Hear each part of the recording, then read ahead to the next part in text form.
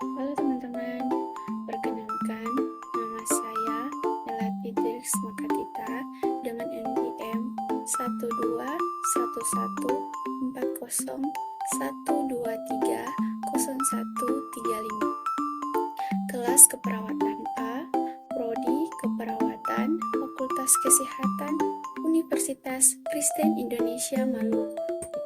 Dalam video pembelajaran ini, saya akan menjelaskan tentang anatomi fisiologi sistem pernapasan pada manusia.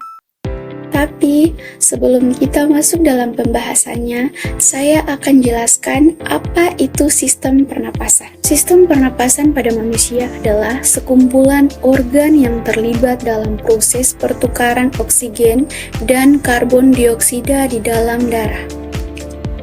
Selanjutnya, fungsi dari sistem pernapasan. Fungsi dari sistem pernapasan yang utama yaitu memungkinkan ambilan oksigen dari udara ke dalam darah dan memungkinkan karbon dioksida terlepas dari darah ke udara bebas. Selanjutnya, saluran pernapasan pada manusia. Saluran pernapasan pada manusia terbagi menjadi dua bagian, yaitu saluran pernapasan bagian atas dan saluran pernapasan bagian bawah. Saluran pernapasan bagian atas yang terdiri dari rongga hidung, sinus, faring, dan epiglotis. Sedangkan saluran pernapasan bagian bawah terdiri dari laring, trakea, paru-paru, pleura, bronkus dan bronkiolus, alveoli, dan diafragma.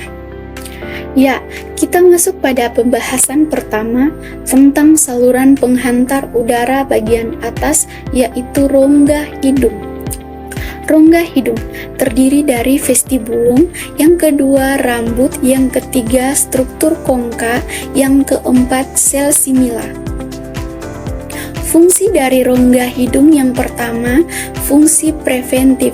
Yang pertama, bulu hidung sebagai penyaring debu, yang kedua silia yang menyaring partikel benda asing, yang kedua fungsi lubrikasi. Yang pertama, jalan nafas menjadi tidak kering karena lubrikasi dari kelenjar submukosat dan sel goblet. Yang ketiga, ada fungsi pemanas dan pendingin udara. Yang pertama, vaskularisasi di dalam rongga hidung yang berfungsi sebagai konduksi dari panas. Saluran pernapasan yang kedua adalah sinus. Sinus adalah rongga kecil yang saling berhubung melalui saluran udara di dalam tulang tengkorak.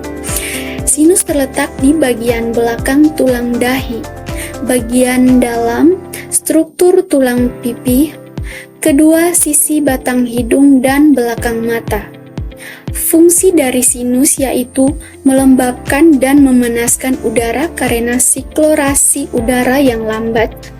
Faring merupakan nama lain dari tenggorokan bagian atas berupa tabung yang terletak di belakang mulut dan rongga hidung yang menghubungkan keduanya ke trakea atau batang tenggorokan. Fungsi faring dalam sistem pernapasan manusia adalah menyalurkan aliran udara dari hidung dan mulut ke trakea. Saluran pernapasan bagian atas yang keempat adalah epiglotis. Epiglotis merupakan lipatan tulang rawan yang terletak di dalam belakang lidah.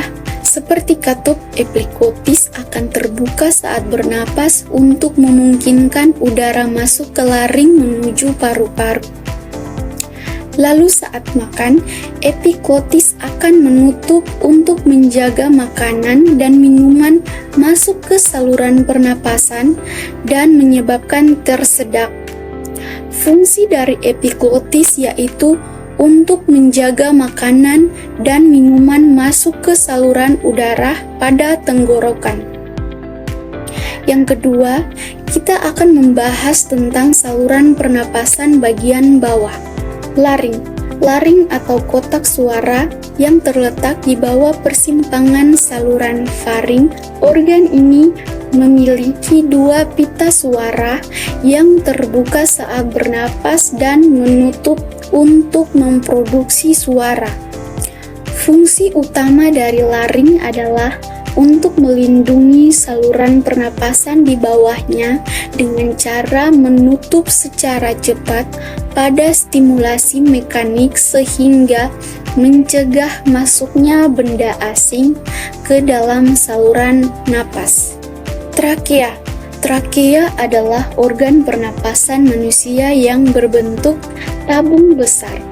Organ ini memiliki panjang sekitar 11 cm dan lebar 2,1 cm. Letak trakea berada tepat di bawah laring atau kotak suara dan berakhir di tengah dada. Tepatnya di balik tulang dada dan di depan esofagus. Trakea tersusun dari otot dan tulang rawan yang berbentuk cincin sebanyak 16-22 buah. Tulang cincin ini yang membantu agar udara dapat masuk dengan lancar. Fungsi trakea yaitu untuk menyalurkan udara menuju paru-paru. Paru-paru. Paru-paru adalah organ yang bertugas untuk mengolah udara yang masuk dan memisahkan oksigen dengan karbon dioksida. Yang pertama, paru-paru kiri terdiri dari 2 lobus jantung berada dalam alur takik jantung yang terletak di lobus bawah. Yang kedua, paru-paru kanan memiliki 3 lobus. Itu sebabnya paru-paru kanan punya ukuran dan berat yang lebih besar dibandingkan dengan paru-paru bagian kiri. Paru-paru dipisahkan oleh area yang disebut dengan mediastinum. Area ini berisi jantung, trakea, esofagus, dan kelenjar getah bening. Paru-paru ditutupi oleh selaput pelindung yang dikenal sebagai pleura dan dipisahkan dari rongga perut oleh diafragma otot. Selanjutnya yaitu pleura. Pleura adalah membran tipis yang terlapis ganda yang melapisi paru-paru. Lapisan ini mengeluarkan cairan yang disebut dengan cairan serous yang berfungsi untuk melumasi bagian dalam rongga paru agar tidak mengiritasi paru saat mengembang dan berkontraksi saat bernapas. Bronkus. Bronkus adalah percabangan saluran udara dari trakea menuju bagian kanan dan kiri paru-paru. Selanjutnya ada bronkiolus, merupakan cabang dari bronkus. Fungsi bronkus dan bronkiolus. Yang pertama, bronkus. Bronkus berfungsi menghantarkan udara dari saluran atas ke dalam paru-paru, sekaligus mengeluarkannya dari paru-paru. Yang kedua, bronkiolus. Bronkiolus akan membawa udara yang kaya oksigen ke kantung udara alveolus. Selanjutnya ada alveoli. Alveoli adalah organ yang berbentuk cabang yang dikelilingi oleh banyak kapiler kecil. Fungsinya adalah sebagai tempat pertukaran oksigen dan karbon dioksida. Alveoli kemudian menyerap oksigen dari udara yang dibawa oleh bronkiolus dan mengalirkannya ke dalam darah. Yang terakhir ada diafragma. Diafragma adalah otot pernapasan yang berbentuk kubah yang terletak di dekat bagian bawah tulang rusuk, tepat di bawah dada saat kita menghirup dan menghembuskan udara. Diafragma dan otot pernapasan lainnya di sekitar paru-paru berkontraksi. Diafragma melakukan sebagian besar tugas selama peristiwa pernapasan manusia.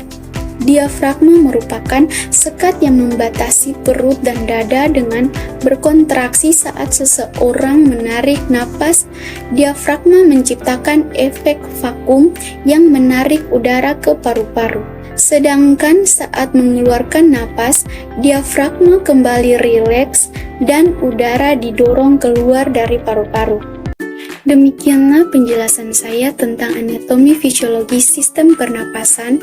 Kurang lebihnya saya minta maaf. Sekian dan terima kasih.